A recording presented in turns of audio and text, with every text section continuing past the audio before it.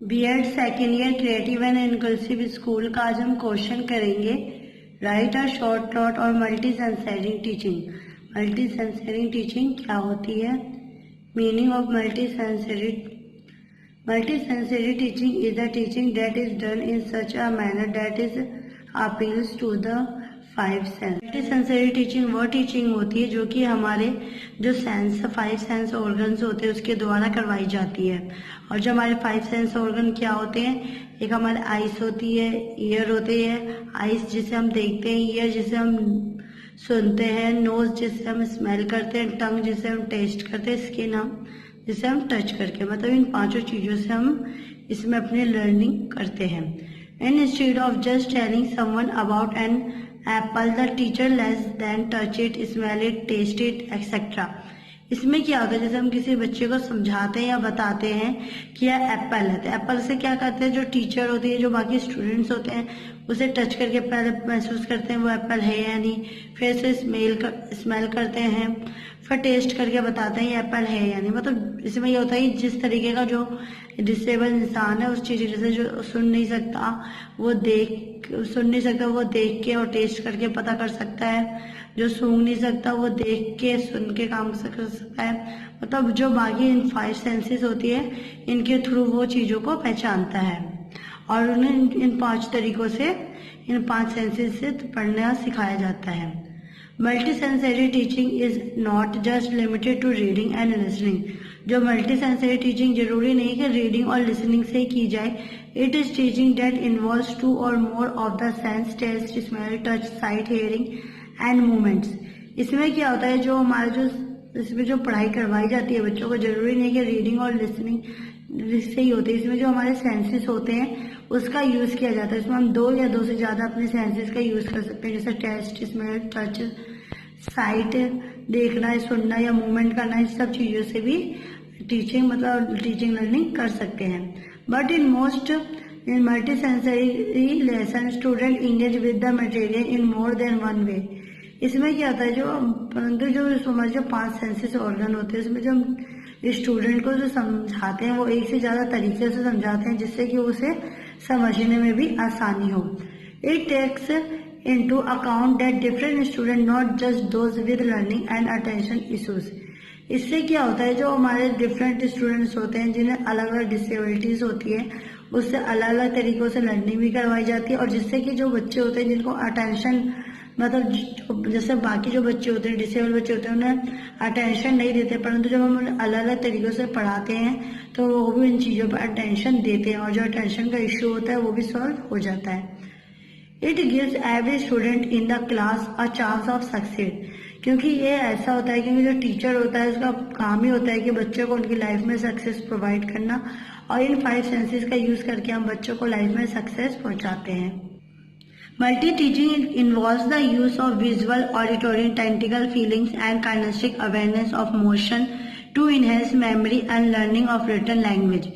इसमें क्या होता है, जो हम मल्टी टीचिंग करते हैं इसमें इन्वॉल्व होता है, जैसे हम कोई विजुअल पिक्चर्स वगैरह दिखा के या कुछ ऑडियो क्लिप वगैरह दिखा के, सुना के, या फिर फीलिंग के थ्रू, या फिर उन्हें किसी मूवमेंट्स वगैरह के बारे में बता के भी बच्चों को हम लर्निंग करवा सकते हैं। उनकी जो मेमोरी ज्यादा टाइम तक याद रखने की जो क्षमता है उससे भी बढ़ा सकते हैं, और जो हमारा रिटन लैंग्वेज है उसके थ्रू भी बच्चों को लर्निंग करवा सकते हैं।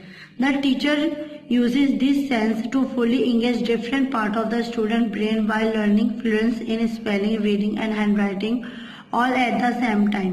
इसमें क्या होता है, जो टीचर्स होती है जो सेंसेस का यूज करवा के जो बच्चे होते हैं उससे अच्छे तरीके से लर्निंग करवा सकती है, जिसका जो असर होता है उनके ब्रेन में भी काफी टाइम तक रहता है। उनकी जो उस चीज को जो याद किया होता है वो भी उनके दिमाग में काफी टाइम तक रहता है, जिससे कि जो बच्चा होता है वो सेंसेस के थ्रू अच्छे से लर्निंग कर लेता है, जिससे कि वो स्पेलिंग मिस्टेक होगी, रीडिंग होगी, हैंड राइटिंग होगी, इन सब चीजों के साथ साथ वो बाकी सेंसेस के थ्रू भी लर्निंग कर लेता है।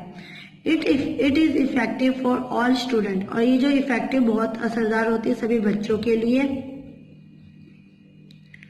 General education and special education can all benefit from multi sensory learning. इसमें क्या होता है, जो हम बच्चों को जनरल एजुकेशन प्रोवाइड करते हैं या फिर कुछ स्पेशल टेक्निक के द्वारा स्पेशल एजुकेशन प्राप्त करवाते हैं, उसमें भी जो मल्टी सेंसरी लर्निंग के थ्रू जो लर्निंग करवाई जाती है बहुत ही ज्यादा असरदार होती है।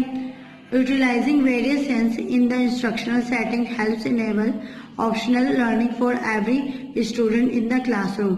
इससे क्या होता है, जो वेरियस सेंसेस के थ्रू जो हम बच्चों को समझाते हैं, उससे जो बच्चे होते हैं वो भी बहुत इजीली समझ पाते हैं और उनके पास लर्निंग के लिए तरह तरह के ऑप्शंस भी आ जाते हैं कि क्लासरूम में, जिससे कि वो इजीली लर्न कर सकें। Incorporating visual, auditory, tactile, kinesthetic, taste and smell in the instructional setting assist in learning and retaining classroom material। इससे क्या होता है, जो हमारी टीचर्स होती है वो भी कॉपरेट करती है, जैसे पहले जो कॉपरेट नहीं कर पाती थी, इनकॉपरेटिव रहती थी, परंतु इसमें क्या जो टीचर होती है वो भी कॉपरेट करती है, जिससे कि जो बच्चों को विजुअल, ऑडियो क्लिप, फीलिंग के थ्रू या फिर मोमेंट के, टेस्ट या स्मेल के थ्रू भी बच्चों को इजिली लर्निंग करवा सकती है, जिससे कि जो बच्चे होते हैं क्लास में जो मटेरियल अवेलेबल होते हैं उनके थ्रू इजीली अच्छे से लर्निंग कर सके। Procedure of multi sensory teaching.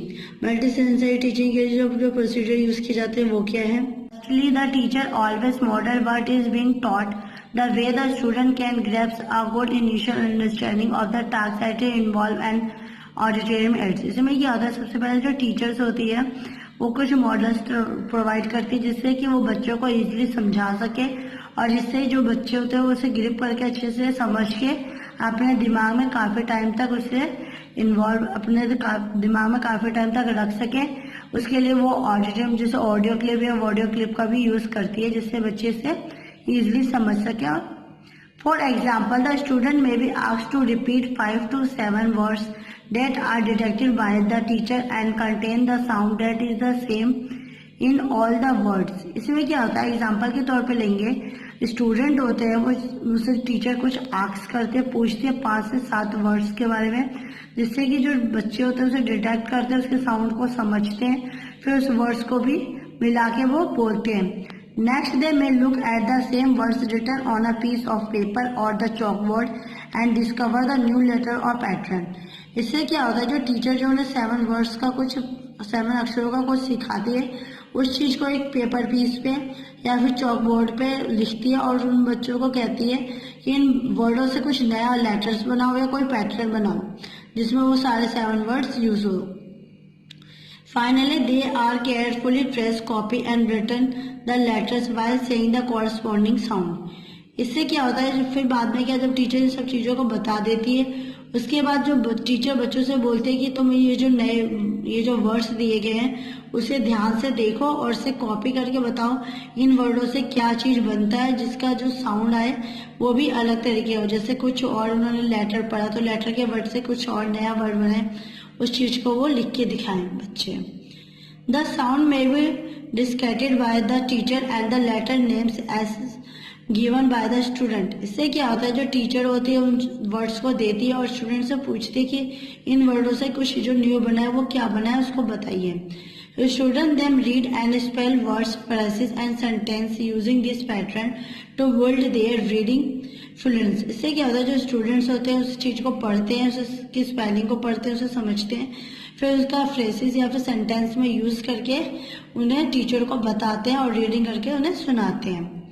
I hope आपको आज की वीडियो पसंद आई होगी। प्लीज़ मेरी वीडियो को लाइक, कमेंट एंड सब्सक्राइब कीजिए। Thank you for watching.